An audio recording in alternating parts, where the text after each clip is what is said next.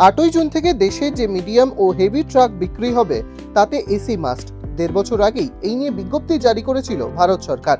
এবার তা কার্যকর হতে চলেছে। এসি বাস তো আছেই, এসি গাড়িও বহুদিন ধরেই রাস্তায় চলছে, কিন্তু এসি ট্রাক কেন? এর পিছনে রয়েছে রোড অ্যাক্সিডেন্ট কমানোর ভাবনা। ট্রাক ড্রাইভারদের দেশের নানা প্রান্তে ছুটতে হয়, প্রবল গরমেও ডিউটি করতেই হয়, কিন্তু গরমের মধ্যে টানা ড্রাইভিং থেকে ক্লান্তি আসে। বিশেষজ্ঞদের মতে অনেক সময়ে এই কারণেই দুর্ঘটনাও ঘটে। ট্রাকে এসি থাকলে ক্লান্তির হাত থেকে বাঁচবেন চালকরা, বাড়বে প্রোডাক্টিভিটিও, মনে করছেন ব্যবসায়ী মহল।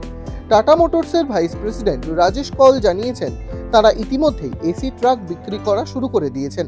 সাপ্লাই চেইন ও লজিস্টিকের ইন্ডাস্ট্রিজের অনেকেরই ধারণা সরকারের এই পদক্ষেপ শর্ট টার্মে কিছু সমস্যা আনবে ঠিকই, কিন্তু ভবিষ্যতে মিলবে লাভ। দ্য ইকোনমিক টাইমসের প্রতিবেদনে জানা গেছে এমনটাই।